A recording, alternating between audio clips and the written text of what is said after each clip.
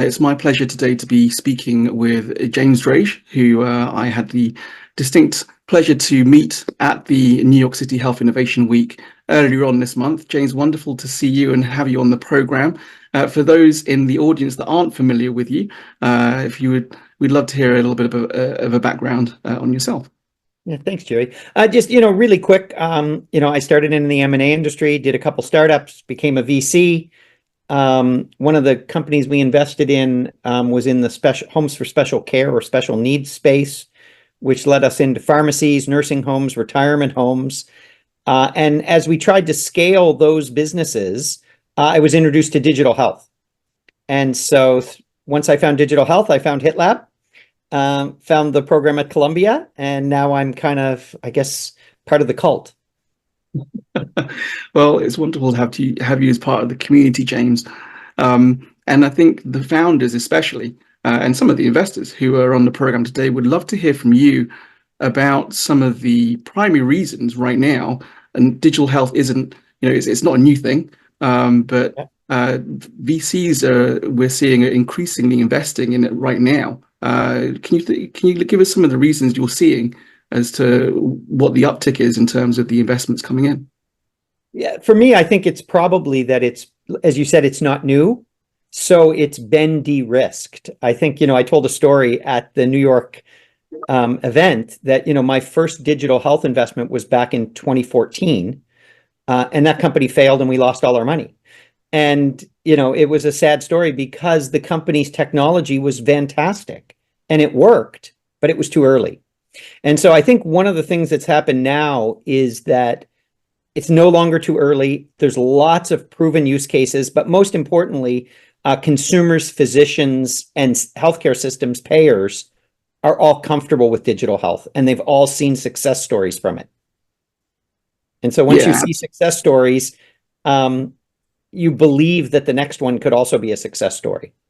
Yeah, absolutely. I mean, I think that's a really powerful thing, and that's something that Stan and the HITLAB team have really honed in on ever since we started doing a lot of evidence-based research and saw the importance of making sure that we could really prove the efficacy of these different solutions, which is what we continue to do today. And I think that's a really top reason as to why we're seeing some of these VCs increase their investments even more so in the climate. We'd love to hear from you a little bit about during the pandemic. Of course, we were all shut down, but from that, with you being a VC yourself, an investor, how has the pandemic influenced how VCs are now investing in the landscape?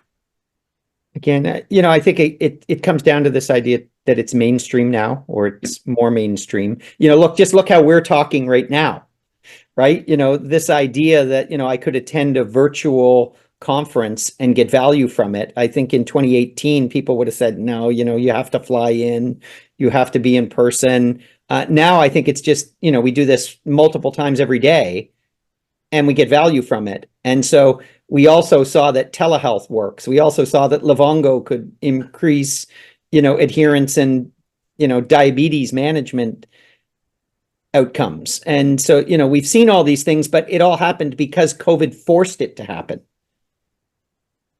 Yeah, absolutely. So I guess, it's the one of the few lasting benefits. Yeah, no, absolutely. And you mentioned a couple of, really strong digital health startups and companies there that are making changes in the healthcare realm at the moment, like Livongo. Are there any other examples of digital health startups that have recently successfully? Well, there's a ton. I don't know if people read the Rock Health reports, but I think they talked about Q1 there was like 130 something deals, 2.7 billion went into digital health. A lot of AI companies. What were the big ones? Zephyr, I think, raised over 100 million. Abridge raised 150 million. On the non-AI related one, a good friend of HITLAB, Transcarent, did, I don't know, they're probably their Series Z round at this point, but they added another 125 million, I think. DecisionRx got 100 million. And then, there's just tons and tons and tons. I talked about a company that we just invested in April Middleway Games, which is making a digital prescription DTX video game to help with anger management. And so, there's so many interesting things. Like, who would have thought that, well, I'm going to play this video game to manage my anger. But, the science backs it up. No, that's incredible. That's absolutely incredible. To the point of, obviously, when you do invest in any kind of company, whether it is a digital health organization or otherwise, I'd love to hear from you about some of the other things that you have to think about as an investor, especially when it comes to looking at a solution or a technology that addresses health equity, and also the role that the social determinants of health also plays when you have to think about these different investment strategies and processes that you have to go through as a VC. Yeah, that's a good question. Thanks, Jerry. I think there's two things that we think about, at least the way we do it is, there's really, I guess, a difference between, health equity and health disparities. And so, we try to think about it from two different kind of buckets, if you will, that can handle them. But, just as an example, that Middleway Games company that's making the anger game, we were intrigued already, but then, they said, our launch market is going to be in the corrections industry with prisoners.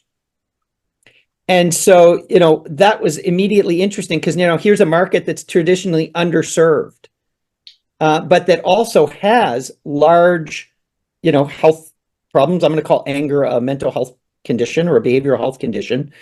And because of that, there's a very distinct payer opportunity. And so, a lot of times if there is, a solution that's addressing social determinants of health or, race, ethnicity, poverty, access to care Joanne just talked about that in the last panel or two panels ago, I guess. There's often non-dilutive funding available. There's grants, there's foundations, there's donor advised funds. There's a lot of other funders besides just risk equity investors that might come to the table. This Middleway Games company, has a number of other financial partners that de-risk it for us as the investor because of the decision to go ahead and, launch the game in an area that would, address health equity, let's say.